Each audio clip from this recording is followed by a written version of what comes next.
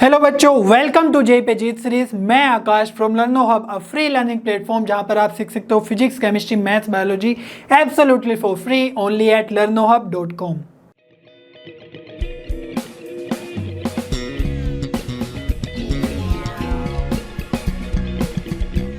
बच्चों, आज हम जे सीरीज में कंटिन्यू करने वाले हैं डिटर्मिनेंट्स चैप्टर का कंसेप्ट वीडियो। लास्ट वीडियोस में हमने basics of determinant, properties of determinant और कुछ ऑपरेशंस भी सीख लिए हैं। वे कॉन्सेप्ट सीखना आपके लिए बहुत ज़्यादा इंपॉर्टेंट है, उनको हम डायरेक्टली आज यूज करेंगे to build up next concept which is adjoint of a matrix. तो एडजॉइंट कैलकुलेट करने के लिए आपको डिटर्मिनेंट के वैल्यूज कैलकुलेट करना आना चाहिए, माइनर्स, कोफैक्टर्स, और आज हम एडजॉइंट की प्रॉपर्टीज भी सीखेंगे जिस पे बहुत सारे क्वेश्चंस पूछे जाते हैं एग्जाम में, स्पेशली एडवांस में बहुत सारे क्वेश्चंस आते हैं एडजॉइंट और इनवर्स को मिलाकर। तो इनवर्स हम नेक्स्ट लेक्चर में सीखेंगे, आज हम बहुत अच्छे से सीखने वाले एडजॉइंट ऑफ अ मैट्रिक्स। बस आपको लास्ट तक बने रहना है। Are you ready? चलिए स्टार्ट करते हैं।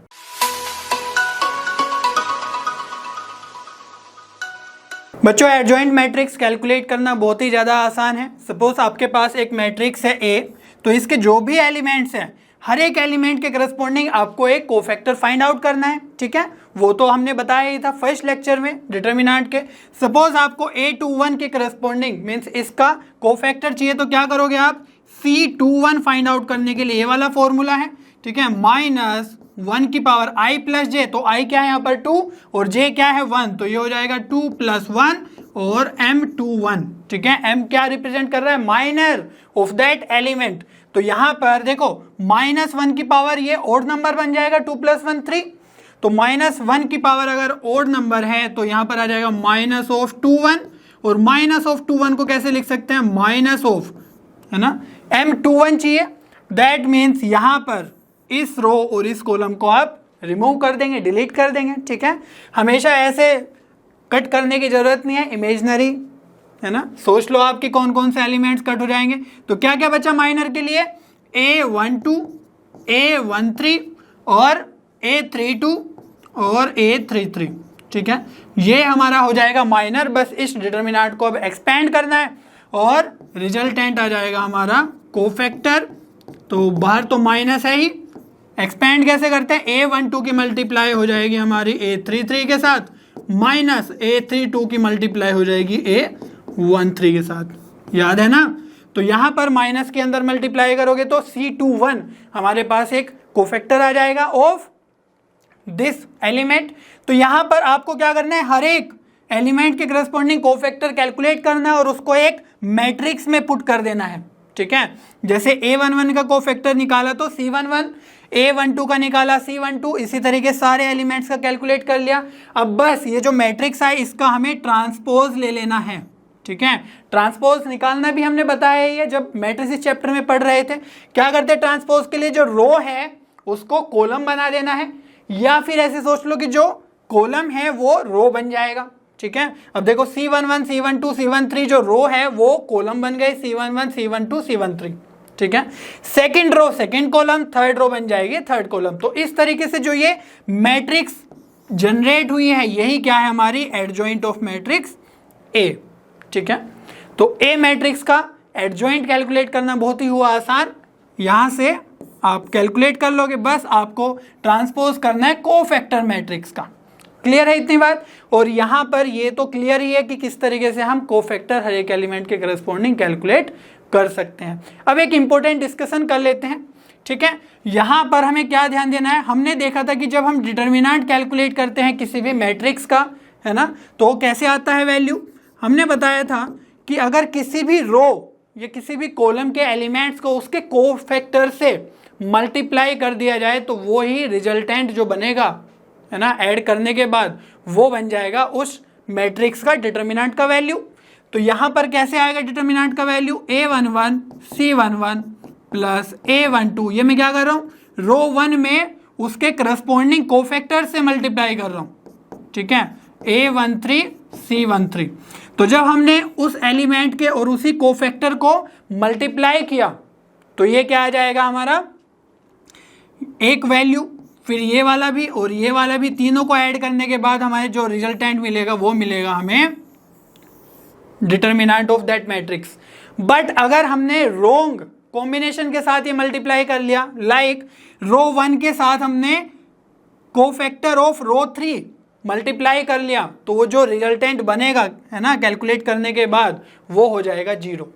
ठीक है, और ये बहुत ज़्यादा इंपॉर्टेंट है अगर हमें प्रॉपर्टीज़ को समझना है एडजॉइंट मैट्रिक्स के। तो रोंग कॉम्बिनेशन यहाँ पर क्या होगा, हमें क्या करना है, बस रो 1 से मल्टीप्लाई करना है ना, रो 1 के एलिमेंट्स को कोफैक्टर ऑफ थर्ड रो। ठीक है, तो A12 हो जाएगा C32 के साथ, प्लस A13 हो जाएगा C33 के साथ। तो ये जो वैल्यू आएगा ये हमेशा 0 आएगा। और ऐसा जरूरी नहीं है कि रो 1 के एलिमेंट रो थर्ड के कोफैक्टर के साथ मल्टीप्लाई होगा, रोंग कॉम्बिनेशन जहां पर भी हो जाएगा। मान लो कॉलम 1 के साथ अगर हमने कॉलम 3 के कोफैक्टर्स को मल्टीप्लाई कर दिया तो वो भी 0 होगा।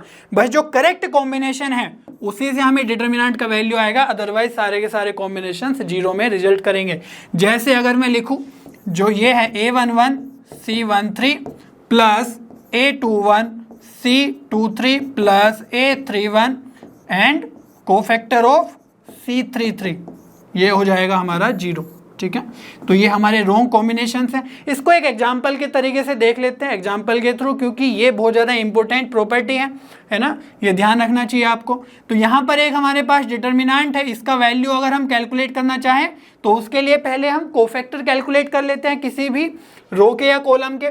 ठीक है, तो यहाँ से कॉलम 1 के हम कैलकुलेट कर लेते हैं। तो जो C11 है वो क्या आएगा, C11 एलिमेंट ये है 1, तो इसके करस्पॉन्डिंग जो कोफैक्टर आएगा वो कैसे बनेगा, -1 की पावर, जो भी यहाँ पर पोजीशन है, हमने बताया था कोफैक्टर निकालने का तरीका, -1 की पावर जो भी पोजीशन है ना, रो प्लस कॉलम की पोजीशन हमें लिख देनी है। तो 1 + 1 M11। ठीक है, C21 कैसे आएगा, C21 है हमारा 7। ठीक है, तो यहाँ पर क्या करना है, सिंपली -1 की पावर 2 + 1 M21। C31 हमारा क्या है, फर्स्ट कॉलम का ही थर्ड रो का पोर्शन, तो दैट मीन्स है ना एलिमेंट, तो -1 की पावर ये हो जाएगा 3 + 1 M31।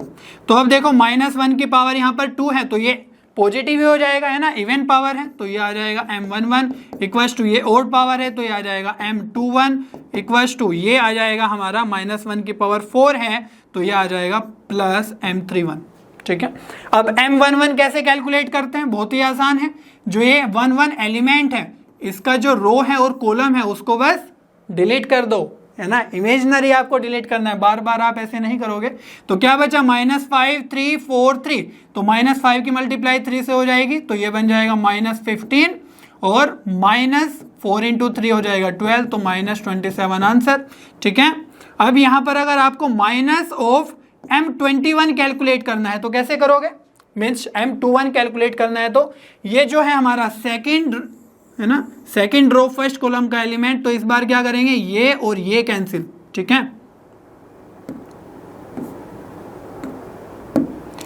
तो यहां पर बचेगा 3 2 4 3, तो यहां से क्या आ जाएगा, 3 की मल्टीप्लाई 3 से 9 -4 की मल्टीप्लाई 2 से 8, तो ये बन जाएगा हमारा -1। और यहां पर भी सिमिलर कैलकुलेट करेंगे, बस इस बार ये और ये कैंसिल करना है, ये वाला आप नेग्लेक्ट कर सकते हो। तो ये बन जाएगा 3 2 -5 3 3 से मल्टीप्लाई तो ये आ जाएगा 9, और माइनस ऑफ -5 × 10 तो हो जाएगा -10, और -1 ऑलरेडी है तो ये आ जाएगा +10, तो फाइनली आ जाएगा 19।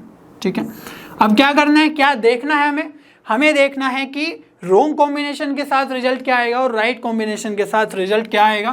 तो सिंपली आपको राइट कॉम्बिनेशन के लिए क्या करना है, जो कॉलम के हमने कोफैक्टर्स निकाले हैं उसी के एलिमेंट्स के साथ उसको मल्टीप्लाई करना है। ठीक है, तो कॉलम 11 मीन्स C11 किसके साथ मल्टीप्लाई होगा, 1 के साथ, और C11 की वैल्यू क्या है, -27, प्लस जो ये एलिमेंट ये कोफैक्टर है C21, तो ये किसके साथ होगा मल्टीप्लाई, 7 के साथ, और ये इसका वैल्यू है हमारा -1, प्लस जो ये है C31 ये किसके करस्पॉन्डिंग है, 2 के, तो इसकी वैल्यू है हमारी 19। तो देखते हैं यहाँ से क्या आ रहा है, ये राइट कॉम्बिनेशन था, जो कॉलम के हमने कोफैक्टर लिए उसी के एलिमेंट्स भी लिए हैं। ठीक है, तो यहाँ पर ये आ जाएगा -27 -7 और 38, तो यहाँ से सोल्व करोगे तो +4 आंसर आ जाएगा आपका। ठीक है, ये तो एक्चुअल में इस डिटर्मिनेंट का वैल्यू होगा। ठीक है, जैसे हम जनरली रो 1 के अबाउट एक्सपेंड करते हैं ना, तो वैसे ही यहाँ पर किया हुआ है, अगर आप करके देखोगे वही आया है।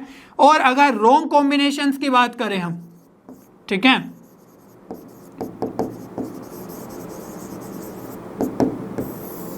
तो रोंग कॉम्बिनेशंस क्या क्या हो सकते हैं। हमने भाई फर्स्ट कॉलम के कोफैक्टर लिए हुए हैं, अगर हम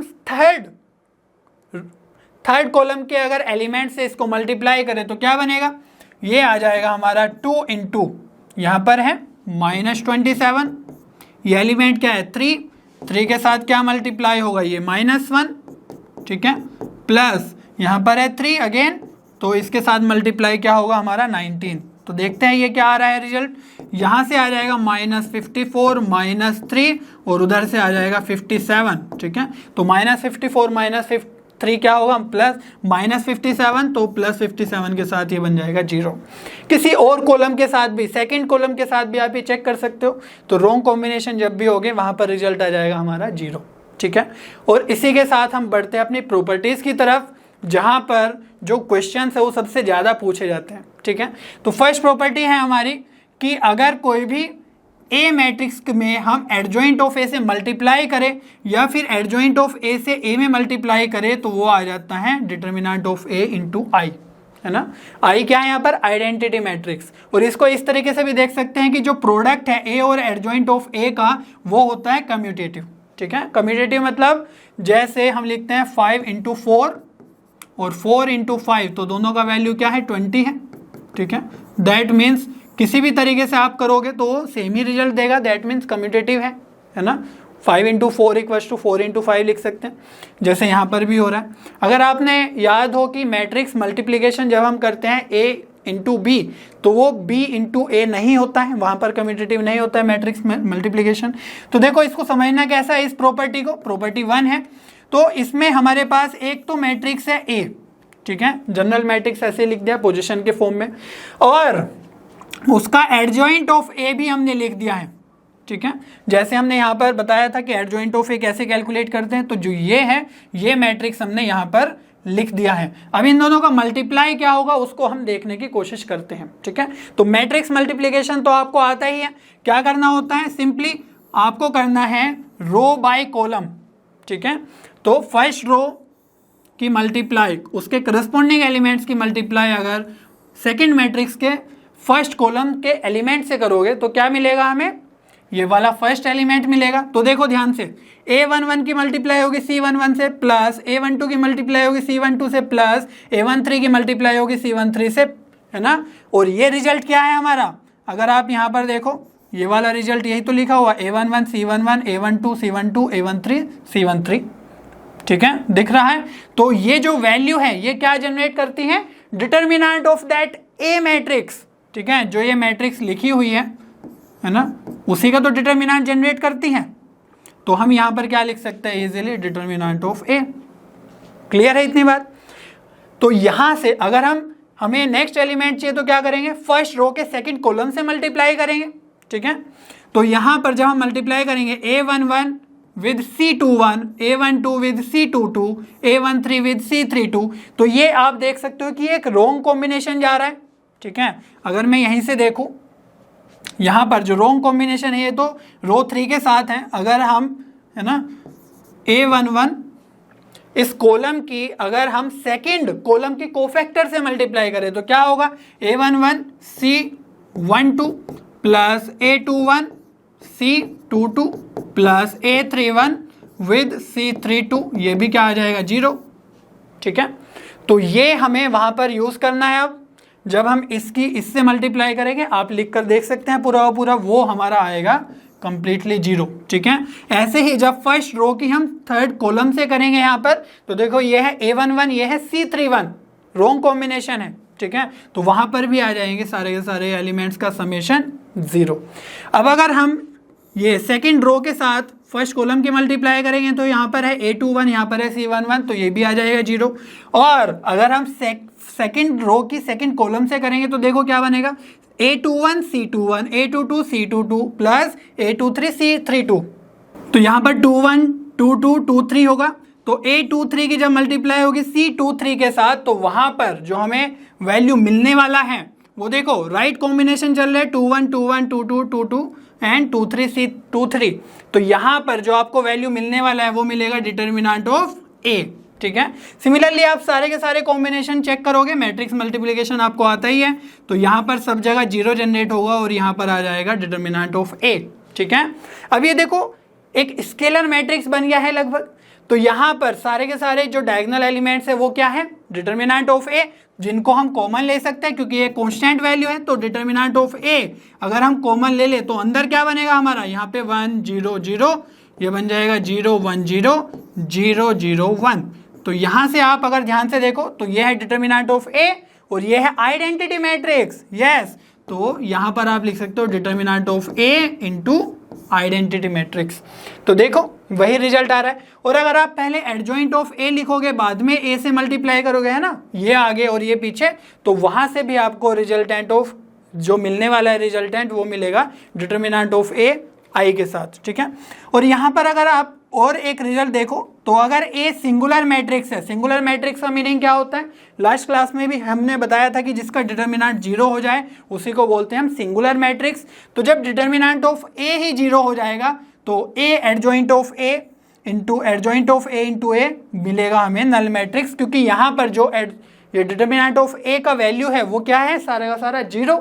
ठीक है, दैट मीन्स जो राइट कॉम्बिनेशन भी है उसका वैल्यू भी हमारा 0 जनरेट हो रहा है, तो एक नल मैट्रिक्स से जनरेट होगा, तो इसीलिए यहाँ पर नल मैट्रिक्स लिख दिया है। ठीक है, ये नल मैट्रिक्स है और ये डिटर्मिनेंट ऑफ ए की वैल्यू 0 है, तो उसमें आपको डिफरेंस आना चाहिए। नल मैट्रिक्स को हम ओ से रिप्रेजेंट करते हैं। ठीक है, चलो नेक्स्ट प्रॉपर्टी देख लेते हैं जो बहुत ही शानदार है, बहुत जगह यूज होती है और बहुत सारे क्वेश्चंस भी इस पे बनते हैं। ठीक है, तो यहाँ पर क्या है, एडजॉइंट ऑफ ए का जो डिटर्मिनेंट है वो किसके इक्वल है, डिटर्मिनेंट ऑफ ए की पावर n-1 के, और जो n है यहाँ पर ऑर्डर है उस मैट्रिक्स का, ए मैट्रिक्स का। ठीक है, अब जैसे आपको क्वेश्चन दे दिया गया कि एक मैट्रिक्स है ए और उसका पूछ लिया गया कि जो एडजॉइंट है उसका डिटर्मिनेंट कैलकुलेट करो। ठीक है, अब आप क्या करोगे कि एडजॉइंट कैलकुलेट करने लग जाओगे उसका।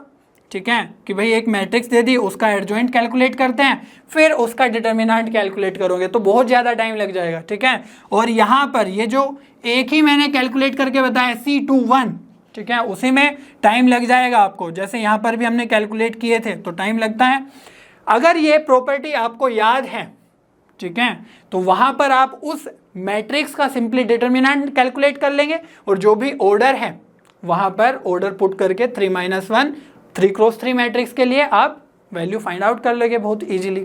ठीक है, अगर ये हमें कैलकुलेट करना है तो क्या करना होगा, जो हमने लास्ट प्रॉपर्टी प्रूफ की है उसी को यूज कर लेंगे यहाँ पर। ठीक है, क्या देखा था, A adjoint of A equals to determinant of A, तो A adjoint of A equals to हमने देखा है अभी determinant of A into I. ठीक है, अब यहाँ पर बेनिफिट क्या है कि एडजॉइंट ऑफ ए हमें चाहिए और यहाँ पर भी है उस प्रॉपर्टी में। ये जो ये वाली प्रॉपर्टी है ये बहुत ज़्यादा इंपॉर्टेंट है। ठीक है, हर जगह ये प्रॉपर्टी से ही हम यूज करके अदर प्रॉपर्टीज देख रहे होंगे और जनरली भी ये बहुत यूज होती है क्वेश्चंस में। तो यहाँ पर अगर इस प्रॉपर्टी में हम दोनों साइड डिटर्मिनेंट ले लें, ठीक है, तो डिटर्मिनेंट लेने के बाद क्या होगा, इधर भी डिटर्मिनेंट और इधर भी डिटर्मिनेंट। ठीक है, क्योंकि अल्टीमेटली तो एक मैट्रिक्स ही बन रही है ना, ए एडजॉइंट ऑफ ए एक मैट्रिक्स ही है, तो दोनों साइड अगर हम डिटर्मिनेंट लेंगे तो वैल्यू सेम ही आना चाहिए। अब देखो एक मैट्रिक्स है ये कैपिटल ए, ठीक है, और दूसरी मैट्रिक्स है ए एडजॉइंट ऑफ ए। तो हमने एक रिजल्ट पढ़ा था जब हम डिटर्मिनेंट सीखे थे। ठीक है, तो ए बी का डिटर्मिनेंट होता है ए के डिटर्मिनेंट इंटू बी के डिटर्मिनेंट के इक्वल। क्लियर है इतनी बात।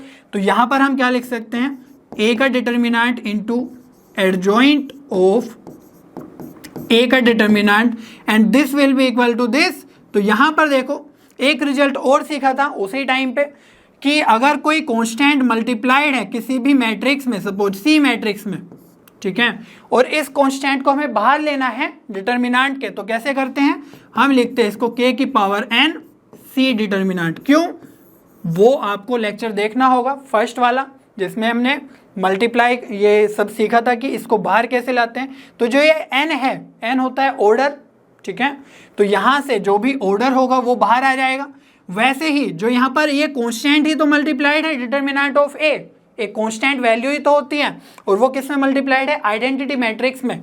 तो अगर हमें इसको बाहर लेना है, ठीक है, एज ए कॉन्स्टेंट, तो क्या करेंगे, डिटर्मिनेंट ऑफ ए की पावर कितनी हो जाएगी, order of this I matrix, identity matrix. और आइडेंटिटी मैट्रिक्स किस ऑर्डर की है, जिस ऑर्डर का ये एडजॉइंट ऑफ ए चल रहा है ना, तो एन ही है। और यहाँ पर जो आई का डिटर्मिनेंट है वो लिख देंगे जैसे यहाँ पर लिखा हुआ है हमने।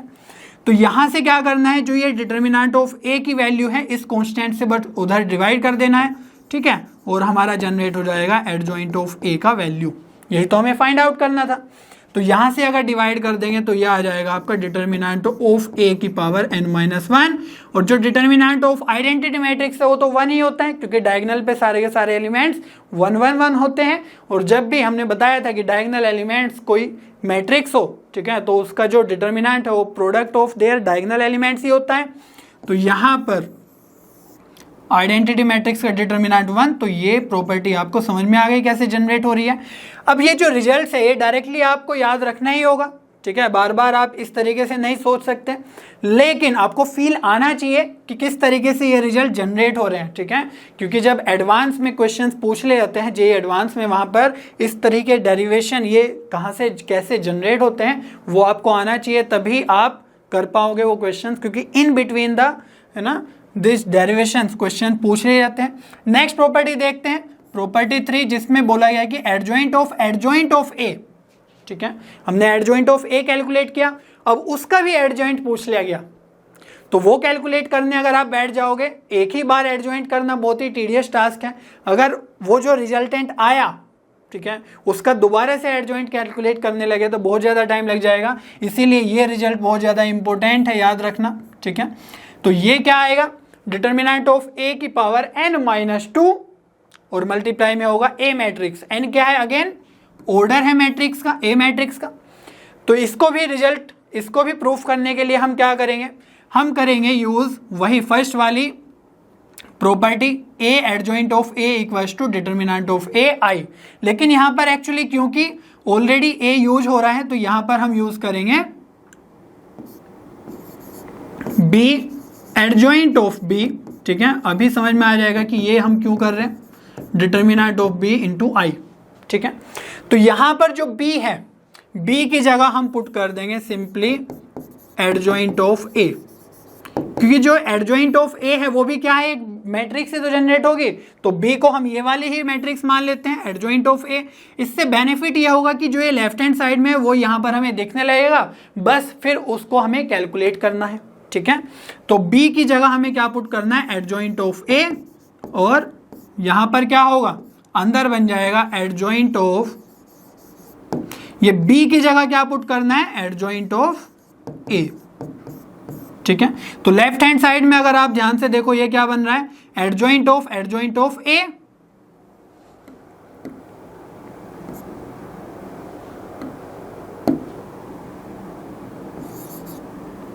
और राइट हैंड साइड में क्या बनेगा, b की जगह बस एडजॉइंट ऑफ a पुट करना है।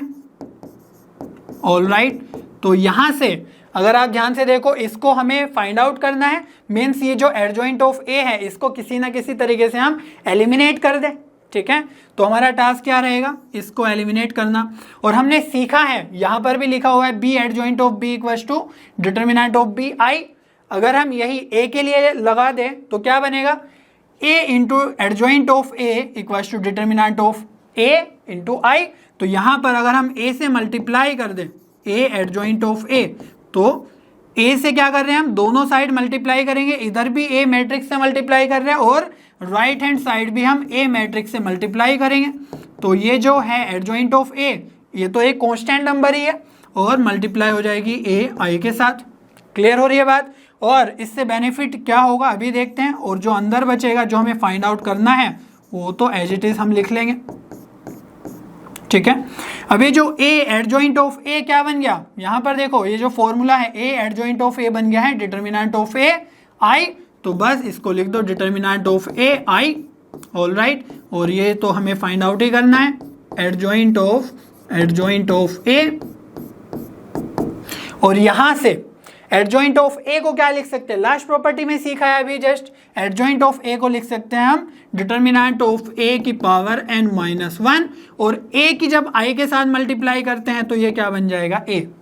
तो ये जो प्रूफ है प्रॉपर्टीज का, इसमें जो सारे के सारे कंसेप्ट्स हैं, बेसिक्स हैं, वो सभी के सभी आपके रिवाइज भी हो रहे हैं, ठीक है। अगर आपको ये सब नहीं पता है कि ए की आई से मल्टीप्लाई करेंगे तो ए क्यों आ रहा है, ठीक है, तो आप कहीं ना कहीं लूज कर रहे हो अपने कॉन्सेप्ट्स। तो जाकर सारे के सारे वीडियोस देखो, मैट्रिसेस से लेकर, है ना, डिटर्मिनेंट के जितने भी लेक्चर्स हो चुके हैं। अब यहाँ पर देखो, ये है डिटर्मिनेंट ऑफ ए का वैल्यू और ये है डिटर्मिनेंट ऑफ ए की पावर n-1, तो बस इसको इससे डिवाइड कर दो, ठीक है। और ये जो आई है, आई किसके साथ, इसके साथ मल्टीप्लाई हो जाएगा। जैसे यहाँ पर ए आई से मल्टीप्लाई होके ए ही बनता है, क्योंकि जो आइडेंटिटी मैट्रिक्स है वो मल्टीप्लिकेशन में इफेक्ट ही नहीं डालता है किसी भी मैट्रिक्स पे, सेम मैट्रिक्स मिलता है हमें।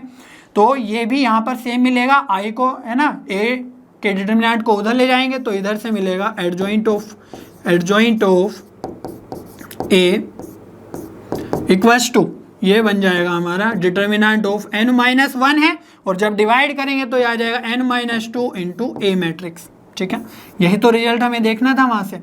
तो यहाँ पर ये रिजल्ट डायरेक्टली याद रखना बहुत ही ज़्यादा जरूरी है, अदरवाइज क्वेश्चंस में आप स्टक हो जाओगे। बच्चों नेक्स्ट प्रॉपर्टी देख लेते हैं। यहाँ पर बोला गया है कि जो एडजॉइंट ऑफ ए हमने कैलकुलेट किया है उसका डिटर्मिनेंट कितना होगा, ठीक है। तो डिटर्मिनेंट फाइंड आउट करने का जो तरीका है वो क्या है, डिटर्मिनेंट ऑफ ए की पावर n-1 का होल स्क्वायर, ठीक है। और यहाँ पर n क्या है, ऑर्डर है ऑफ मैट्रिक्स ए। तो यहाँ पर क्या करना है, बस जो हमें रिजल्ट लास्ट स्लाइड पे या लास्ट प्रॉपर्टी में मिला है उस पे बस डिटर्मिनेंट ले लेना है, ठीक है। क्या मिला था result, adjoint of A determinant of A की पावर n-2 ए, ठीक है। ये कांस्टेंट नंबर है और उसमें ए से, है ना, मल्टीप्लाई होगा ये कांस्टेंट ए मैट्रिक्स में। तो बस दोनों साइड डिटर्मिनेंट ले लेना है, मतलब इधर भी डिटर्मिनेंट ले लेना है। तो लेफ्ट हैंड साइड में तो हमें पता ही है वही है जो चाहिए हमें, लेकिन राइट हैंड साइड में क्या है, इसको थोड़ा सिंप्लीफाई करते हैं। तो देखो ये जो डिटर्मिनेंट ऑफ ए की पावर n-2 है, ये कांस्टेंट नंबर ही तो जनरेट होगा, ठीक है। तो यहाँ पर हमने एक बताया था प्रॉपर्टी अभी कुछ देर पहले कि अगर k की मल्टीप्लाई a में हो डिटर्मिनेंट के साथ, तो k की पावर n जो ऑर्डर है उस a का वो बाहर आ जाएगा और डिटर्मिनेंट ऑफ a बन जाएगा, ठीक है। तो यहाँ से भी ये क्या बाहर आएगा, डिटर्मिनेंट ऑफ a n-2 की पावर, यहाँ पर जो k है उस वो किसकी पावर के साथ आया, n के साथ आया, और a का डिटर्मिनेंट, ठीक है।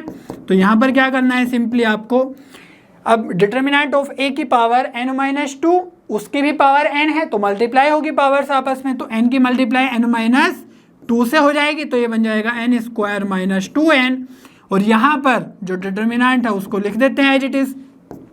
अब देखो बेस सेम है, यहाँ पर भी डिटर्मिनेंट है और यहाँ पर भी डिटर्मिनेंट है, मल्टीप्लाई में यहाँ पे पावर 1 है बस, तो बस पावर्स ऐड हो जाएगी। तो क्या बन जाएगा, determinant of A n² - 2n+1, और इसको अगर आप ध्यान से देखो तो ये बन जाएगा n-1 का होल स्क्वायर। तो यहाँ से जो वैल्यू आई है वही है, ठीक है। अब ये जो 2 है, यहाँ पर हमने 2 टाइम्स एडजॉइंट यूज़ किया है तो यहाँ पर पावर 2 आ रही है। अगर हम 3 टाइम्स एडजॉइंट यूज़ करते एडजॉइंट ऑफ ए, तो वहाँ पर पावर आती है 3। आप चेक भी कर सकते हो इसी तरीके से। और अगर आपके पास m टाइम्स, है ना, एडजॉइंट आ रहा हो तो पावर में क्या आ जाएगा आपका, सिंपली m आ जाएगा, ठीक है, n-1 की पावर m। चलिए नेक्स्ट प्रॉपर्टी देखते हैं, बहुत ही ज़्यादा इंपॉर्टेंट प्रॉपर्टी है। Adjoint of A B equals हो जाएगा adjoint of B into adjoint of A, ठीक है। अब ये बिल्कुल ट्रांसपोज की तरह चल रहा है, जैसे हमने मैट्रिसेस में सीखा था कि ए बी का अगर ट्रांसपोज लेना है तो वो कैसे होगा, बी का ट्रांसपोज इंटू ए का ट्रांसपोज, ठीक है। तो पहले b आएगा फिर a आएगा। सिमिलरली यहाँ पर आप देख पा रहे हो कि जो a इंटू बी है उसमें एडजॉइंट ऑफ b पहले, एडजॉइंट ऑफ a बाद में मल्टीप्लाइड है। और अगर आप बात करें a b c की, ठीक है, तो उसमें भी क्या होगा, पहले एडजॉइंट ऑफ c, फिर एडजॉइंट ऑफ b, फिर एडजॉइंट ऑफ a। तो इसको प्रूफ करने की कोशिश करते हैं। जब 2 के लिए है, 3 के लिए फिर आप देख पाओगे किस तरीके से होगा। तो यहाँ पर हम वही फर्स्ट प्रॉपर्टी वाला रिजल्ट यूज करेंगे। क्या, ए बी तो ऑलरेडी यूज हो रहा है तो हम ले लेते हैं C, adjoint of C equals to ये होता है डिटर्मिनेंट ऑफ सी आई के इक्वल। तो सी की जगह हमें क्या पुट करना है, अगर हम ए बी पुट कर दे तो यही क्या बन जाएगा, एडजॉइंट ऑफ ए बी। ठीक है, तो यहां से हम लिख लेते हैं let C equals to A B, क्योंकि ए और बी को मल्टीप्लाई करने के बाद एक मैट्रिक्स ही जनरेट होगा। ठीक है, मान लेते हैं उसको सी। तो यहां पर आ जाएगा हमारे पास A B adjoint of A B equals to determinant of C की जगह A B into I. Clear है इतनी बात। अब जो डिटर्मिनेंट ऑफ ए बी है उसको कैसे स्प्लिट करते हैं हम, इसको लिखते हैं हम determinant of A determinant of B, कुछ इस तरीके से। तो यहाँ पर हमें क्या करना है, ये तो हमें चाहिए ही लेफ्ट हैंड साइड में। ठीक है, बस इसको हटाना है। और हटाने के लिए क्या ट्रिक बताई थी, बस आपको जो ये ए लिखा हुआ है उसमें एडजॉइंट ऑफ ए से मल्टीप्लाई कर देना है। दोनों साइड मल्टीप्लाई करोगे तो एक प्रॉपर्टी आ जाएगी, जैसे हमने यहाँ पर भी प्रॉपर्टी 3 में किया था। ठीक है, तो यहाँ पर हम सिंपली यहाँ पर क्या कर देंगे, एडजॉइंट ऑफ ए से मल्टीप्लाई, और ये वाला जो ए है वो उसको भी ले लेंगे, तो ये तो अलग लिख लो, और जो बी है उसको एज इट इज, और एडजॉइंट ऑफ ए बी जो हमें फाइंड आउट करना ही है। ठीक है, और यहाँ पर क्योंकि हमने इधर भी लेफ्ट हैंड साइड में एडजॉइंट ऑफ ए मल्टीप्लाई किया है तो इधर भी मल्टीप्लाई करेंगे एडजॉइंट ऑफ ए से। ठीक है, और ये बन जाएगा आई। तो एडजॉइंट ऑफ ए इंटू ए से फायदा क्या हुआ, ये बन जाएगा adjoint of A I matrix, identity matrix, और ये है बी एडजॉइंट ऑफ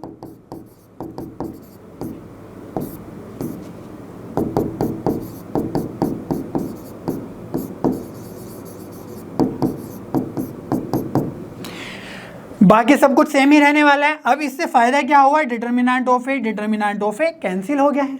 ठीक है, तो यहां से जो ये आई मैट्रिक्स है ये बी के साथ मल्टीप्लाई होके अनअफेक्ट है ना, अफेक्ट ही नहीं करेगी इसको, तो इसको सिंपली हम लिख लेंगे B adjoint of A B equals to, यहां पर बचा है डिटर्मिनेंट ऑफ बी, और यहां पर भी एडजॉइंट ऑफ ए से जब हम आई की मल्टीप्लाई करेंगे तो ये बन जाएगा simply adjoint of A. Clear है इतनी बात।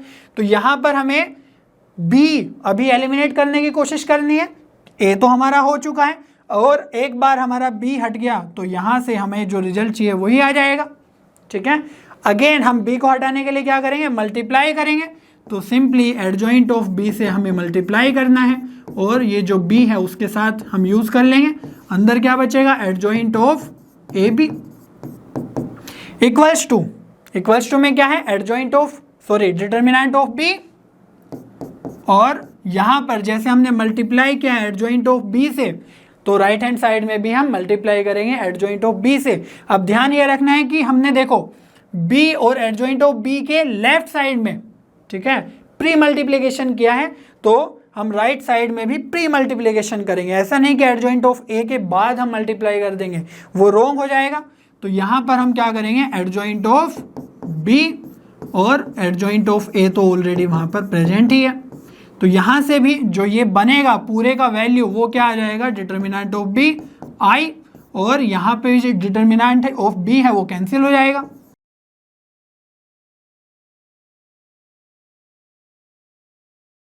तो कैंसिल होने के बाद जो ये आई है, आई की मल्टीप्लाई जब एडजॉइंट ऑफ ए बी में होगी तो आई से अनअफेक्ट रहेगा एडजॉइंट ऑफ ए बी, तो जो डायरेक्ट रिजल्ट है, फाइनल रिजल्ट है, वो क्या मिल जाएगा, adjoint of A B equals to adjoint of B into adjoint of A.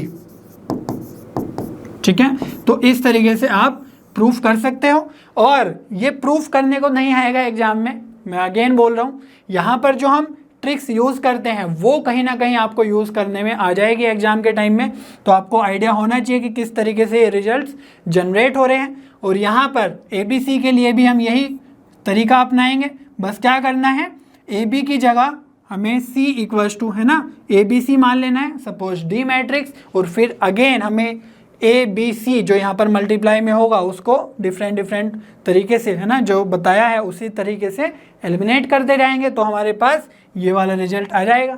ठीक है, अब नेक्स्ट रिजल्ट देखते हैं, प्रॉपर्टी 6, और ये वाली प्रॉपर्टी जो है बहुत ही आसान है देखना, लास्ट वाली प्रॉपर्टी के तरीके से ही देखेंगे इसको। जो हमने देखा है अभी, एडजॉइंट ऑफ ए बी क्या होगा, adjoint of B into adjoint of A, यही तो हमने सीखा है। बस यहाँ पर क्या करना है, लेट जो बी मैट्रिक्स है वो भी ए के इक्वल है। ठीक है, बी ए के इक्वल तो हो ही सकती है, तो बी ए के इक्वल होने से बेनिफिट क्या हुआ, एडजॉइंट ऑफ ये बन जाएगा ए इंटू ए, दैट मीन्स ये है ए का स्क्वायर, और इधर क्या है एडजॉइंट ऑफ बी की जगह भी ए और ए की जगह तो एडजॉइंट ऑफ ए रहेगा ही।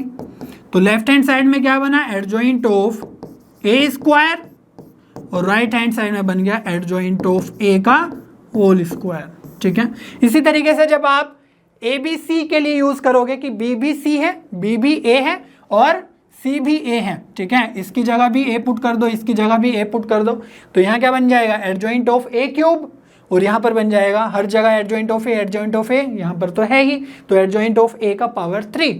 तो इसी तरीके से आप देख सकते हो जनरलाइज करके कि जो पावर है एडजॉइंट ऑफ ए स्क्वायर, ए की पावर 5, ए की पावर 7, ए की पावर 8, या फिर कोई भी वैल्यू है ए की पावर m, तो वो जो पावर है वो एडजॉइंट ऑफ ए के बाहर आ जाती है। ठीक है, देख भी पा रहे हो आप यहाँ पर। और एक और प्रॉपर्टी आपको ध्यान रखने की जरूरत है। ठीक है, यहाँ पर क्या है कि एडजॉइंट ऑफ अगर ए का ट्रांसपोज आप कैलकुलेट करना चाह रहे हो तो जो ट्रांसपोज है वो एडजॉइंट ऑफ ए कैलकुलेट करने के बाद भी आप लगा सकते हो। ठीक है, तो क्या है किस तरीके से आप देख सकते हो, ट्रांसपोज में हम क्या करते हैं, हमने बताया अभी भी कि जो रोज है वो कॉलम में आ जाएंगी। ठीक है, और रोज अगर कॉलम में आ गई तो उन कॉलम के अबाउट भी आपको कोफैक्टर जो निकालना होगा एडजॉइंट के लिए वो तो सेम ही आने वाले हैं, बस वो कॉलम में आ रहे होंगे। ठीक है, और जो कॉलम में कोफैक्टर बन रहा होगा एडजॉइंट ऑफ ए, उसका ट्रांसपोज लोगे तो वो अल्टीमेटली सेम रिजल्ट देगा आपको। ठीक है, तो कुछ क्वेश्चंस आप कर सकते हो, एनसीईआरटी की बुक्स में भी है, डीपीपी में भी है, जहां पर ये रिजल्ट आपको दिख जाएगा किस तरीके से ये जनरेट होता है। बहुत ज़्यादा कुछ अलग से नहीं है इसमें। ठीक है, नेक्स्ट प्रॉपर्टी देखते हैं और लास्ट प्रॉपर्टी देखते हैं जो बहुत ज़्यादा यूज होती है।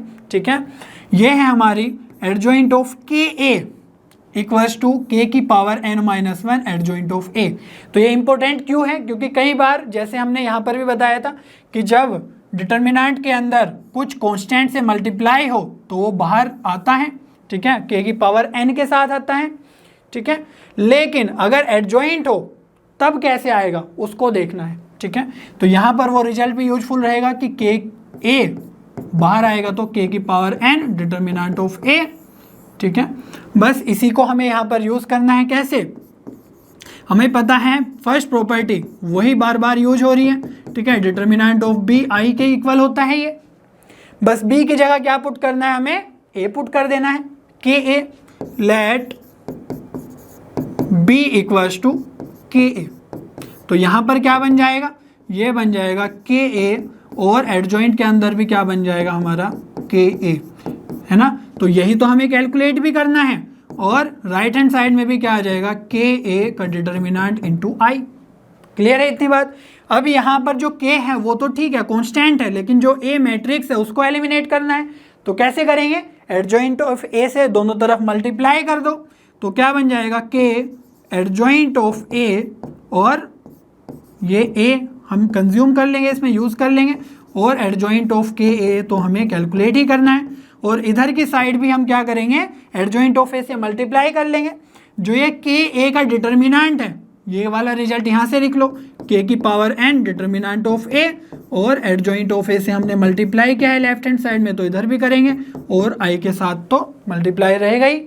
ठीक है, अब देखो ये वाला जो एडजॉइंट ऑफ ए इंटू ए है ये क्या बना, adjoint of determinant of A आई, और जो ये के है के उधर जाके डिवाइड करेगा के की पावर n को, तो क्या बनेगा, यहाँ पे आ जाएगा के की पावर n-1 के से डिवाइड करके, और इधर पे बन जाएगा एडजॉइंट ऑफ के ए, और यहाँ पर डिटर्मिनेंट ऑफ ए, और जब आई की मल्टीप्लाई करेंगे अगेन यहाँ से हो जाएगा एडजॉइंट ऑफ ए, अनअफेक्ट रहेगा। तो बस क्या करना है आपको, ये जो डिटर्मिनेंट है ये दोनों वैल्यू सेम है दोनों तरफ, तो इसको कैंसिल कर देना है, और जो ये आई है आई मल्टीप्लाई करेगा, अनअफेक्ट रहेगा ये एडजॉइंट ऑफ के ए, जो हमें फाइंड आउट करना ही है। ठीक है, लेकिन रिजल्ट क्या जनरेट हो गया, के की पावर n-1 और एडजॉइंट ऑफ ए। ठीक है, तो एडजॉइंट ऑफ के ए अगर फाइंड आउट करना है, एडजॉइंट ऑफ ए तो आएगा ही, बट जो के है के जाएगा बाहर पावर n-1 के साथ। ठीक है, तो ये सभी हमारी प्रॉपर्टीज थी कुछ, इन प्रॉपर्टीज पे अब हम कुछ क्वेश्चंस सोल्व करेंगे। ठीक है, चलिए क्वेश्चन देख लेते हैं। ए मैट्रिक्स है हमारे पास, तो बताना है कि कौन सा स्टेटमेंट फॉल्स है। तो यहाँ पर 4 ऑप्शंस हैं, आपको सारे के सारे चेक करने होंगे फॉल्स के केस में, है ना। तो यहाँ पर सबसे पहले क्या स्टार्ट करते हैं, एडजॉइंट ऑफ ए। तो सबसे पहली तो बात आपको ये जाननी होगी कि हमें हमेशा डिटर्मिनेंट ऑफ ए की ज़रूरत पड़ती ही रहेगी, ठीक है। सारे ऑप्शंस में कुछ इसी तरीके से हैं। तो यहाँ पर सबसे पहले डिटर्मिनेंट ऑफ ए का वैल्यू ही फाइंड आउट कर लेते हैं। तो एक तो तरीका है कि डायरेक्ट आप चेक कर लो कि कितना आएगा एक्सपेंड करके, या फिर आप थोड़ा बहुत एलिमेंट्री रो ट्रांसफॉर्मेशन या कॉलम ट्रांसफॉर्मेशन यहाँ पर यूज़ करो, ताकि आपकी प्रैक्टिस भी हो जाए और आसान भी हो जाए, ठीक है। तो सबसे पहले क्या कर लेते हैं हम, देखो यहाँ पर -1 है, ये 1 है और ये 1 है। तो अगर हम कॉलम 1 में कॉलम 2 को ऐड कर दें तो क्या बन जाएगा, ये 0 बन जाएगा। और अगर कॉलम 2 में हम कॉलम 3 को माइनस कर दें, ठीक है, तो ये 2 ऑपरेशन से हमारे 2 जीरोस तो बन ही जाएगी फर्स्ट रो में। चलिए देखते हैं क्या क्या एलिमेंट्स बनेंगे। तो फर्स्ट कॉलम की अगर हम बात करें, उसमें चेंज करना है, कॉलम 2 को ऐड करना है। तो -1 के साथ 1 हो जाएगा 0, 1 के साथ -1 ये भी 0, 1 के साथ 1 ये बन जाएगा 2। कॉलम 2 में क्या करना है, C2 - C3 मीन्स कॉलम 3 को माइनस करना है। तो 1 - 1 हो जाएगा 0, -1 करना होगा, है ना, माइनस करना है अल्टीमेटली। तो ये बन जाएगा -2 और यहाँ पर 1 -1, ठीक है, तो ये बन जाएगा +2। और थर्ड कॉलम में तो हमने कोई चेंज करना ही नहीं है, तो ये हम एज इट इज पुट कर देंगे, ठीक है। अब देखो फर्स्ट रो में भी और फर्स्ट कॉलम में भी हमारी 2 जीरोस जनरेट हो गई है। तो अब एक्सपेंड करना बहुत ही ज़्यादा आसान हो गया है। क्या आएगा वैल्यू, रो के अराउंड कर लेते हैं। तो यहाँ पर 1 है, तो ये और ये कैंसिल, ठीक है, ये वाला। तो यहाँ से क्या आएगा वैल्यू, 1 के साथ मल्टीप्लाई होगा 0 का +2 के साथ, तो ये तो 0 ही, माइनस और 2 का -2 के साथ, तो ये आ जाएगा -4। तो फाइनल आंसर आ जाएगा आपका +4, ठीक है। ये आ गया है डिटर्मिनेंट का वैल्यू। डायरेक्टली भी आप इसको एक्सपेंड करते थे, वही आने वाला आंसर है, ठीक है। अब देखो एडजॉइंट ऑफ ए हमें फाइंड आउट करना है। तो आपको अगर रिजल्ट्स याद भी नहीं है तो आप देख सकते हो सारे के सारे प्रॉपर्टीज, जब उसको बार बार आप यूज़ करोगे तो आपको याद रहने लगेगा, ठीक है। तो एडजॉइंट ऑफ ए के लिए क्या देखा था रिजल्ट, हमने देखा था कि ये होगा डिटर्मिनेंट ऑफ n-2 इंटू ए, ठीक है। अब ये जो n है वो क्या है, ऑर्डर है। तो यहाँ पर आप देख ही सकते हो कि ये किस ऑर्डर की मैट्रिक्स है, 3 × 3, ठीक है। तो n की जगह हम 3 पुट कर देंगे। तो सिंपली जो वैल्यू आ जाएगी आपकी, ये क्या आ जाएगी, डिटर्मिनेंट ऑफ ए कितना है 4, n की जगह 3 पुट करेंगे, 3 - 2 हो जाएगा 1 इंटू ए। तो ये आ जाएगा आपका 4 की पावर 1, 4 और ए क्या है, वही ए मैट्रिक्स है। तो 4a, तो ये तो हमारा ऑप्शन करेक्ट है, लेकिन हमें कौन सा बताना है, फॉल्स ऑप्शन, ठीक है। सारे के सारे ऑप्शन चेक करने होंगे यहाँ पर। अगर हम बी पार्ट की बात करें तो यहाँ पर है डिटर्मिनेंट ऑफ ए और determinant of adjoint of A. तो डिटर्मिनेंट ऑफ ए तो हमें पता ही है, लेकिन एडजॉइंट ऑफ ए हमें पता होना चाहिए, ठीक है। डायरेक्टली आप यहाँ पर प्रॉपर्टीज़ का यूज़ करो, ऐसा नहीं कि इसका ही एडजॉइंट कैलकुलेट करने के लिए बैठ गए, अदरवाइज ये क्वेश्चंस होगा ही नहीं, ठीक है। तो डिटर्मिनेंट ऑफ ए कितना है 4, और एडजॉइंट ऑफ ए का डिटर्मिनेंट की वैल्यू कितनी आती है वो हमने बताई थी, ये आएगी डिटर्मिनेंट ऑफ ए की पावर n-1, ठीक है। तो यहाँ पर आपको क्या करना है, n की जगह 3 पुट करना है सिंपली। तो यहाँ से आ जाएगा 4 इंटू 4 की पावर n की जगह 3 पुट करेंगे, तो ये आ जाएगा 4 की पावर 2, तो 4 की पावर अल्टीमेटली 3 है ये, तो ये बन जाएगा आपका 64। क्या 64 ही आंसर, यस। तो बी ऑप्शन भी करेक्ट है, ठीक है। हमें फाइंड आउट करना है फॉल्स ऑप्शन। तो सी ऑप्शन की तरफ बढ़ते हैं। सी ऑप्शन में क्या बोला जा रहा है, एडजॉइंट ऑफ ए, ठीक है। 3 टाइम्स हमने एडजॉइंट यूज किया है और यहाँ पर बाहर डिटर्मिनेंट भी है। तो सी ऑप्शन में अगर हमें फाइंड आउट करना है तो इसके लिए हमने एक जनरल फॉर्मूला बताया था, जब हमारे बहुत सारे एडजॉइंट हो, ठीक है, तो हमने पावर m में बताया था कि वहां पर अगर हमारे पास m टाइम्स एडजॉइंट लिखा हुआ हो, बाहर डिटर्मिनेंट हो, तो पावर कितनी हो जाती है, n-1 की पावर m, ठीक है।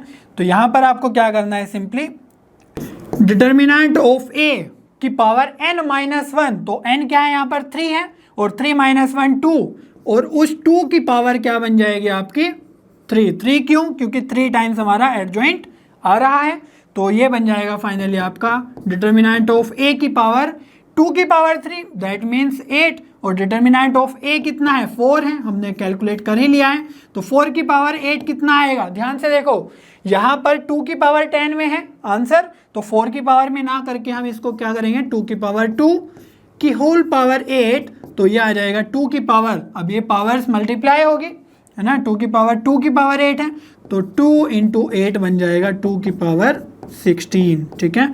लेकिन आंसर में क्या है यहाँ पर ऑप्शन में 2 की पावर 10, तो ये रॉन्ग ऑप्शन दिख रहा है आपको, तो यही हमारा करेक्ट ऑप्शन हो जाएगा, ठीक है। वैसे तो सी रॉन्ग है, लेकिन हमें रॉन्ग ही बताना है, फॉल्स ऑप्शन, दैट मीन्स हमारा सी ऑप्शन बिल्कुल करेक्ट हो जाएगा। और अगर हम डी के लिए भी चेक कर ले, ठीक है, क्या जा रहा है, प्रैक्टिस ही हो रही है, तो यहाँ पर जो डी के लिए पूछा गया है वो पूछा गया है एडजॉइंट ऑफ -a का डिटर्मिनेंट, ठीक है। तो यहाँ पर क्या करना है हमें, एडजॉइंट ऑफ a का डिटर्मिनेंट तो हमें पता ही है क्या होता है, डिटर्मिनेंट ऑफ a की पावर n-1, लेकिन हमें उससे पहले क्या करना है, एडजॉइंट ऑफ -a का ये जो -1 से मल्टीप्लाई है a में, इसको बाहर लेना है, ठीक है। तो क्या करेंगे हम, डिटर्मिनेंट के अंदर ही ये सब करने वाले हैं, है ना।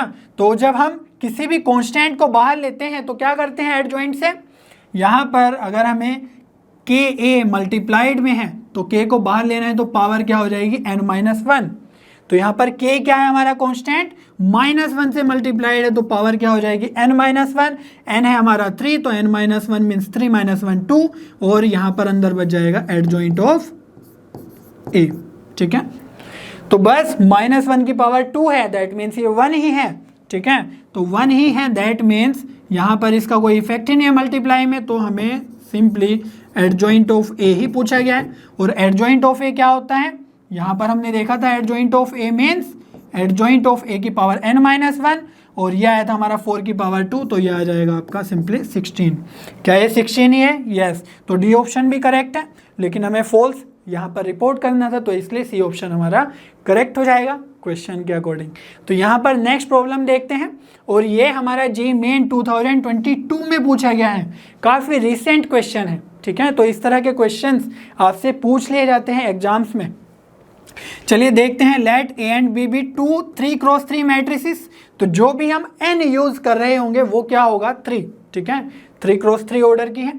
तो यहाँ पर जो ए बी है वो आई के इक्वल है, मीन्स आइडेंटिटी मैट्रिक्स के इक्वल है, और दिया हुआ है कि जो डिटर्मिनेंट ऑफ ए है वो है 1/8, तो हमें बताना है डिटर्मिनेंट ऑफ दिस क्या है, ये एडजॉइंट ऑफ, और इस ब्रैकेट के अंदर कुछ लिखा हुआ है बी एडजॉइंट ऑफ 2a, ठीक है। तो ये हमारा काम है इसको फाइंड आउट करना। अब देखो यहाँ पर जो डिटर्मिनेंट ऑफ एडजॉइंट ए हमने कैलकुलेट करना यहाँ पर भी बताया है ना, क्या प्रॉपर्टी के अकॉर्डिंग आंसर होता है उसका, एडजॉइंट ऑफ ए का डिटर्मिनेंट है, तो डिटर्मिनेंट ऑफ ए n-1 हो जाता है, और n यहाँ पर भी क्या है 3 ही रहेगा। तो यहाँ से जो डिटर्मिनेंट ऑफ दिस है ना, एडजॉइंट ऑफ दिस, तो बस इसको आप एक मैट्रिक्स मान लो, ठीक है। दैट मीन्स ये आप कैसे देख सकते हो, that adjoint of some matrix, और उसका डिटर्मिनेंट का वैल्यू पूछा गया है, तो जो मैट्रिक्स है, ठीक है, जो मैट्रिक्स है ए उसी की पावर में है ना, उसका डिटर्मिनेंट, और उसकी पावर में क्या आ जाएगा n-1, दैट मीन्स 3 - 1, तो इस तरीके से आप इसको सोच सकते हो। तो यहाँ पर अंदर क्या लिखा हुआ है 2a, क्लियर है इतनी बात। अब यहाँ पर जो पावर ये बनेगी 2, ठीक है, तो determinant of b adjoint of 2a power 2।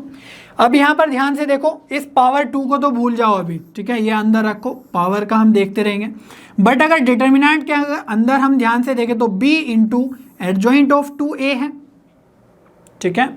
तो इसको हम क्या कर सकते हैं, यहाँ पर इसको कंसिडर कर सकते हैं 2 मैट्रिसेस, एक तो हमारी b मैट्रिक्स है और एक एडजॉइंट ऑफ 2a मैट्रिक्स है।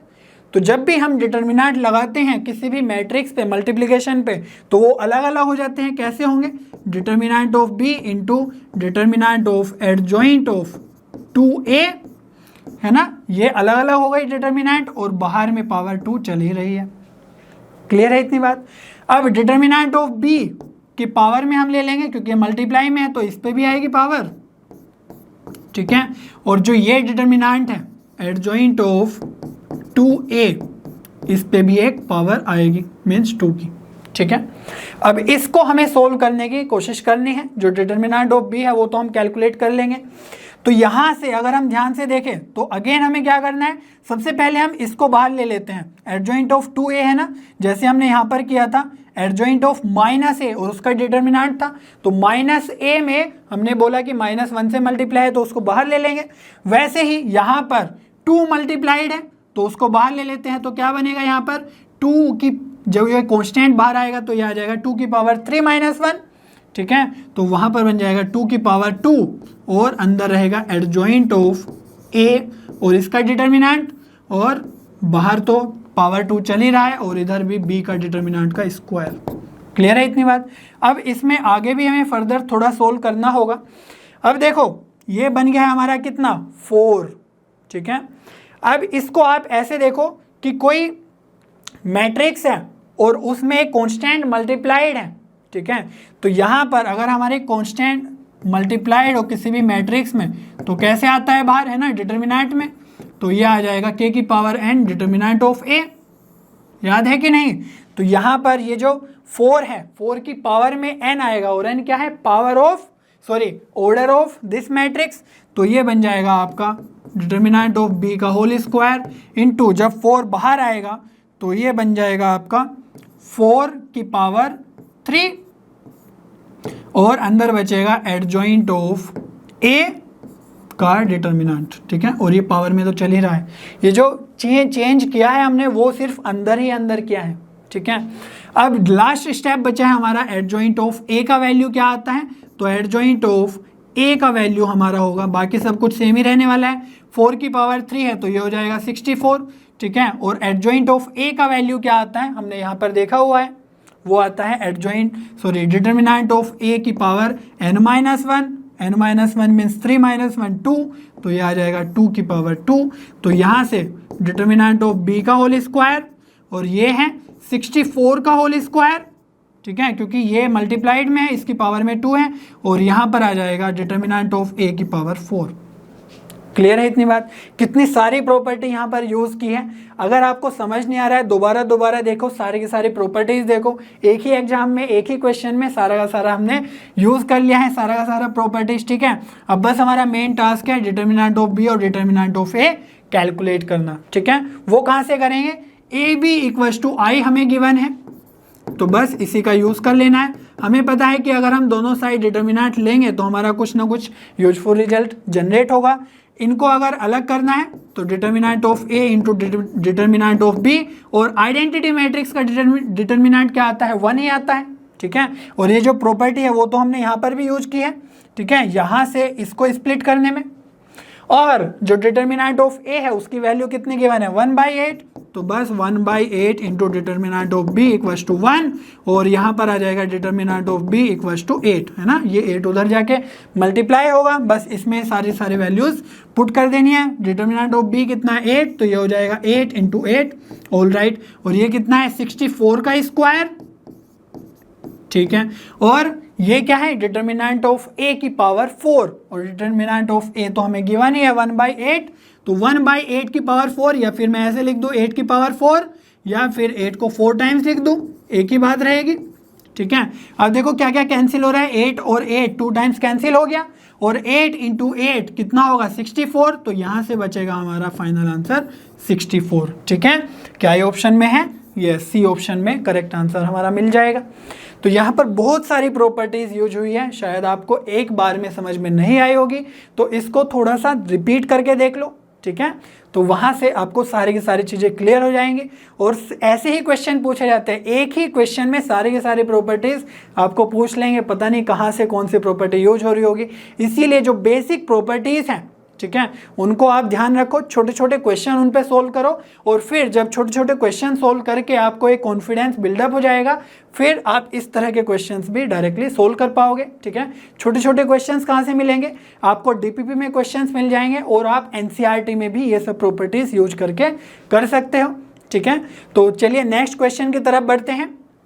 ये हमारा IIT JEE 2010 में पूछा गया था, और उस टाइम पे IIT JEE मीनिंग जे एडवांस, ठीक है। तो ये अच्छा क्वेश्चन है, बट अगर प्रॉपर्टीज आपको पता है तो बहुत जल्दी ये सोल्व होने वाला है, ठीक है। चलिए देखते हैं। बोला गया है कि लेट के be a positive real number, ठीक है। के एक हमारा पॉजिटिव रियल नंबर है, तो इस मैट्रिक्स में भी ए है, के है, और इस मैट्रिक्स में भी के है। तो हमारे पास 2 मैट्रिसेस हैं, ए और बी, ठीक है। और हमें जो बोला गया है, if determinant of adjoint of A plus determinant of adjoint of B equals to 10 की पावर 6, तो ये इंफॉर्मेशन गिवन है। देन के, और ये जो ब्रैकेट लगा हुआ है ये क्या है, ग्रेटेस्ट इंटीजर फंक्शन, ठीक है। बाद में मेंशन भी किया है, जे नहीं, और इसका वैल्यू हमसे पूछा गया है, ठीक है। तो जो नोट है वो आप पढ़ सकते हो, लेकिन उसमें वही कुछ लिखा हुआ है जैसे हमें पता होता है, ठीक है। Adjoint of A adjoint of B का मीनिंग, और ये है हमारा ग्रेटेस्ट इंटीजर फंक्शन। क्या होता है इसका मीनिंग, अगर आपको याद नहीं है या भूल गए हो या पढ़ा नहीं है, तो अगर 6.6 हमारा लिखा हुआ है तो ग्रेटेस्ट इंटीजर फंक्शन का मतलब ये होगा कि यहाँ से हम सिर्फ 6 वैल्यू अपनी रिपोर्ट करेंगे, ठीक है। जो यहाँ पर इंटीजर है वही हम बताएंगे वहाँ पर। तो यहाँ से अगर हमें कैलकुलेट करना है तो देख लेते हैं जो कंडीशन है उसमें क्या क्या चीज़ें गिवन है। तो determinant of adjoint of A, तो एडजॉइंट ऑफ ए का डिटर्मिनेंट इस तरीके से लिख लेते हैं, जिसको हम यूज़ करते हैं जनरली जिन सिंबल्स को, ठीक है। और डिटर्मिनेंट ऑफ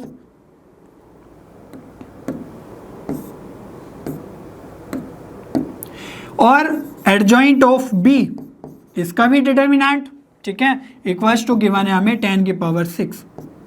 और एडजॉइंट ऑफ बी का डिटर्मिनेंट या एडजॉइंट ऑफ ए का डिटर्मिनेंट तो हमें पता ही है, कैसे, यहाँ से ही है ना, प्रॉपर्टीज के थ्रू हम डायरेक्टली लिख सकते हैं, क्योंकि यहाँ पर ये सारी दोनों की दोनों 3x3 की है ना मैट्रिक्स है। लेकिन यहाँ पर हमें कैलकुलेट तो करना ही होगा डिटर्मिनेंट ऑफ ए और डिटर्मिनेंट ऑफ बी का वैल्यू फाइनली, तो उसी को हम पहले देख लेते हैं। यहाँ पर देखो क्या लिखा हुआ है, अगर इसको आप ध्यान से देखो, जो डायगनल्स है वो तो हमारे 0 0 0 ही है, ठीक है। और यहाँ पर क्या है 1 - 2 रूट के। चलिए अब नेक्स्ट प्रॉब्लम देख लेते हैं, जो हमारे IIT JEE 2010 में पूछा गया है, ठीक है। और उस टाइम पे वो JEE एडवांस के लेवल का ही होता था, ठीक है। तो यहाँ पर बोला गया है लेट के be a positive real number. तो यहाँ पर दोनों मैट्रिसेस में आप देख सकते हो, ए और बी मैट्रिक्स में दोनों में के बार बार यूज किया हुआ है, ठीक है। If determinant of adjoint of A plus determinant of adjoint of B equals to 10 की power 6, then greatest integer function of K is equal to, ठीक है। जो ये ब्रैकेट्स है ये हमारा ग्रेटेस्ट इंटीजर फंक्शन है, बोला भी गया है, ठीक है। लार्जेस्ट इंटीजर फंक्शन है ना, नंबर देना है यहाँ पर। तो जो ग्रेटेस्ट इंटीजर फंक्शन है अगर आपको पता है तो यहाँ पर जो 6.3 है ग्रेटेस्ट इंटीजर फंक्शन लगाने के बाद उसका वैल्यू जनरेट होता है 6, ठीक है। तो ये आपको ध्यान रखना है जब हम फाइनल आंसर कैलकुलेट करने के बाद फाइनल आंसर लिखेंगे, ठीक है। तो सबसे पहले जो हमें गिवन है उसी को देख लेते हैं, ठीक है। उसी की हेल्प से हम के का वैल्यू फाइंड आउट कर पाएंगे। तो determinant of adjoint of A, तो कैसे लिखेंगे, एडजॉइंट ऑफ ए का डिटर्मिनेंट, ठीक है, इस तरीके से लिख लेंगे क्योंकि हम इसकी ज़्यादा प्रैक्टिस करते हैं डायरेक्टली। और एडजॉइंट ऑफ बी का डिटर्मिनेंट इक्वल्स टू गिवन है हमें 10 की पावर 6। क्लियर है इतनी बात।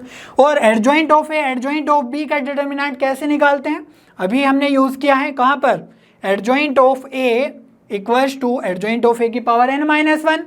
तो यहाँ से हमारे पास आ जाएगा डिटर्मिनेंट ऑफ ए की power n-1 plus determinant of B की पावर n-1 इक्वल्स टू 10 की पावर 6। और यहाँ पर n क्या है, जो हमारा ऑर्डर है, तो यहाँ पर ऑर्डर क्या है, ये है हमारा 3, ठीक है। तो n इक्वल्स टू 3, तो यहाँ से वैल्यू आ जाएगी डिटर्मिनेंट ऑफ ए का square plus determinant of B का स्क्वायर इक्वल्स टू 10 की पावर 6। अगर हम ये वैल्यूज फाइंड आउट कर पाए, इन दोनों मैट्रिक्स का डिटर्मिनेंट फाइंड आउट कर पाए तो बहुत ही आसान हो जाएगा, है ना। और वो वैल्यूज किस में आएगी, के टर्म्स में आएगी, तो वो कंपेयर करना बहुत ही ज़्यादा आसान हो जाएगा। तो हमारा टास्क क्या है अब, इन सभी का सिर्फ डिटर्मिनेंट का वैल्यू कैलकुलेट करना। तो बस यहाँ से जो हमने लिया आज के प्रॉपर्टीज से वो बस यही है कि इस स्टेप से हम, है ना, यहाँ से ये लिख पाए, ठीक है। उसके बाद तो बस जो हम ऑलरेडी सीखते हुए आ रहे हैं उन्हीं को यूज़ करना है। तो सबसे पहली इन्फॉर्मेशन यहाँ पर ये है, बी में आप अगर ध्यान से देखो तो जो डायगोनल एलिमेंट्स है वो क्या क्या है, 0 है सारे के सारे, ठीक है। और अगर ध्यान से देखो जो ये वाले एलिमेंट्स हैं, ठीक है, ये हमारे नेगेटिव साइन के साथ है। ये अगर 1 माइनस 2 रूट के हैं तो ये है -1 प्लस 2 रूट के, तो माइनस साइन के साथ है। यहाँ पर ये इजीली दिखेगा, जो 2 है यहाँ पर 2 रूट के हैं तो यहाँ पर -2 रूट के हैं, और जो ये वाला है माइनस रूट के ये है हमारा प्लस रूट के। तो कहने की बात ये है कि जो बी मैट्रिक्स है ये हमारे स्क्यू सिमेट्रिक मैट्रिक्स है। ठीक है, स्क्यू सिमेट्रिक मैट्रिक्स का मीनिंग क्या होता है, बी का ट्रांसपोज अगर -b के इक्वल आ जाए तो हमारी वो स्क्यू सिमेट्रिक मैट्रिक्स होती है। और इस तरह की मैट्रिक्स का हमने प्रूफ करके बताया था कि डिटर्मिनेंट जो आएगा वो आएगा 0 के इक्वल। क्लियर है कि नहीं ये बात? ये हमने लास्ट क्लास में बताया था कि डिटर्मिनेंट ऑफ बी या determinant of any skew matrix मिलता है हमें 0 के इक्वल। तो यहाँ से ये वैल्यू तो 0 ही हो गई, that means determinant of A की जो पावर 2 है वो इक्वल्स टू है 10 की पावर 6 के। बस हमें अब डिटर्मिनेंट ऑफ ए की वैल्यू पे फोकस करना है और बस फिर हमारा के का वैल्यू आ ही जाएगा। चलिए ठीक है, इसका डिटर्मिनेंट कैलकुलेट करने की कोशिश करते हैं, लेकिन यहाँ पर सारे के सारे टर्म्स ना बड़े बड़े हैं, अजीब से हैं, तो यहाँ पर कुछ ट्रांसफॉर्मेशन लगाने के बाद हम कुछ जीरोस बनाने की कोशिश करेंगे। ठीक है, तो सबसे पहले क्या कर सकते हैं, देखो यहाँ पर जो ये है कॉलम 2 और कॉलम 3 में जो एलिमेंट्स हैं, ठीक है, वो हमारे सेम हैं। तो क्या कर सकते हैं, हम इनको सिंपली माइनस कर सकते हैं। तो सिंपली क्या कर लेंगे, C2 में कर लेंगे हम C2 माइनस C3। ठीक है, तो क्या बनेगा डिटर्मिनेंट ऑफ ए, ये बन जाएगा हमारा कॉलम 1 तो हमारा सेम ही रहेगा 2k माइनस 1 2 रूट के और -2 रूट के, लेकिन जो C2 है C2 में क्या होगा, C3 माइनस करना है तो 2 रूट के -2 रूट के बन जाएगा 0, और ये आ जाएगा 1 माइनस ऑफ 2k। ठीक है, क्योंकि एक माइनस यहाँ पर है और C3 में जो एलिमेंट है वो भी माइनस साइन के साथ है, तो ये बन जाएगा आपका 1 प्लस 2k। ठीक है, और यहाँ पर है 2k -1 होगा तो ये भी बन जाएगा 2k प्लस 1। ऑल राइट, और यहाँ पर बन जाएगा आपका सिंपली 2 रूट के। ठीक है, इसमें तो कोई चेंज ही नहीं किया है, माइनस ऑफ 2k और ये बन जाएगा 1, सॉरी ये है हमारा -1। तो यहाँ से बेनिफिट क्या हुआ, हमारे पास जो 1 प्लस 2k है या 2k प्लस 1 है उसको हम कॉमन ले सकते हैं। ठीक है, यहाँ पर जो कॉलम 2 है वहाँ से ये वाला कांस्टेंट टर्म हमारा कॉमन आ जाएगा, तो अंदर बचेगा 1 1। तो सिंपली हम क्या कर लेंगे, determinant of A 2k plus 1 common ले लेंगे, तो अंदर क्या बचेगा, बाकी सब कुछ सेम रहेगा, बस कॉलम 2 में हमारा 1 और 1 बन जाएगा।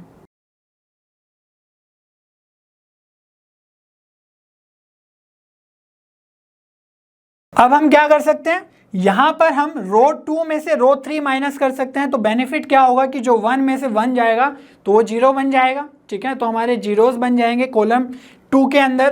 तो डिटर्मिनेंट ऑफ ए ये आ जाएगा हमारा 2k प्लस 1 तो बाहर ही है। ठीक है, और हम ट्रांसफॉर्मेशन क्या लगा रहे हैं कि जो रो 2 है उसमें रो 2 माइनस रो 3 करना है। ठीक है, बाकी रोज बिल्कुल सेम ही रहेगी।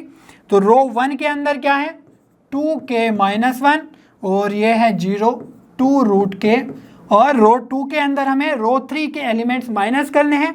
तो 2 रूट के माइनस 2 रूट के, तो ये बन जाएगा 4 ऑफ रूट के, और यहाँ से 1 माइनस 1 बन जाएगा 0 और -2k और माइनस ऑफ -1 तो ये बन जाएगा -2k प्लस 1। ठीक है, तो यहाँ से अब क्या करना है, जो रो 3 है उसको छेड़ना नहीं है, उसको एज इट इज लिख देना है -2 रूट के, और नीचे है 1 और यहाँ पर है -1। इससे बेनिफिट क्या हुआ कि जो कॉलम 2 है उसमें सिर्फ एक ही एलिमेंट है, बाकी सभी जगह 0 है। तो अब कर लेते हैं यहाँ से एक्सपेंशन, तो 2k प्लस 1 और किसके अबाउट करते हैं, कॉलम 2 के अबाउट ही एक्सपेंशन कर लेते हैं। ठीक है, तो क्या होगा, यहाँ पर हमें पता है कि जो ये प्लस है ये माइनस, ये प्लस ये माइनस, इस तरीके से चलता है। तो यहाँ पर ये जो -1 के साथ आएगा। ठीक है, और ये जो 1 है इसकी रो और इसके कॉलम को अगर हम एलिमिनेट कर दे, रिमूव कर दे, तो क्या बचेगा, ये वाले एलिमेंट्स बचेंगे, बस इसका मल्टीप्लाई करना है। तो 2k माइनस 1 और ये है -2k प्लस 1।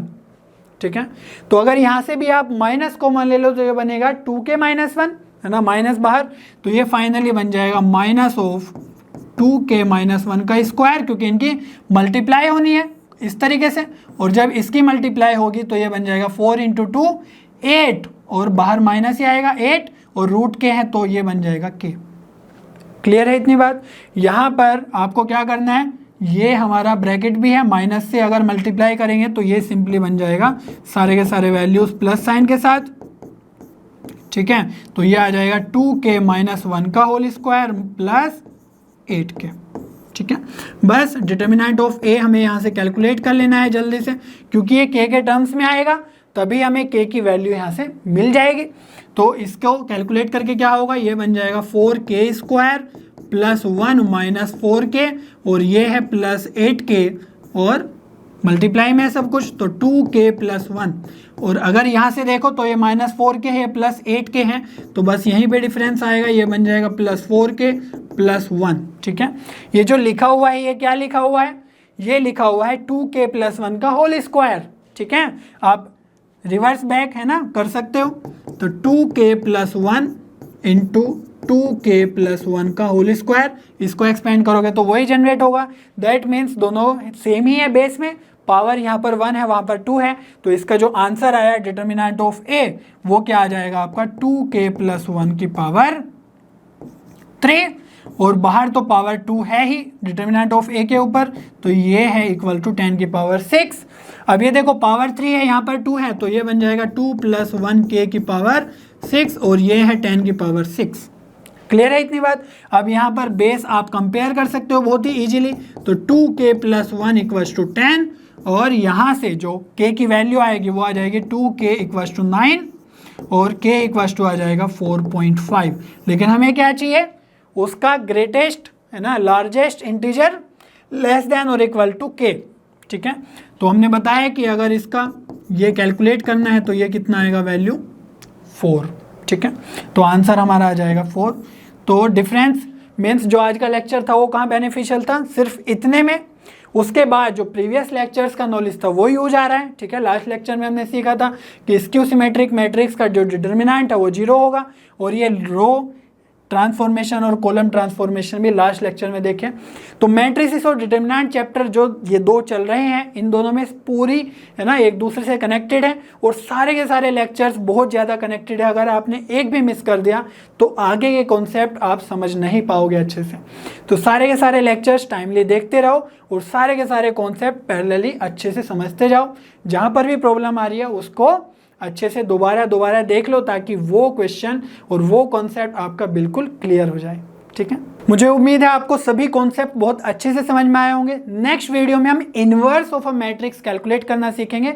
तब तक लर्नो हब पे बने रहिए, क्योंकि लर्नो हब पे सभी कंटेंट फ्री है पर बेस्ट है।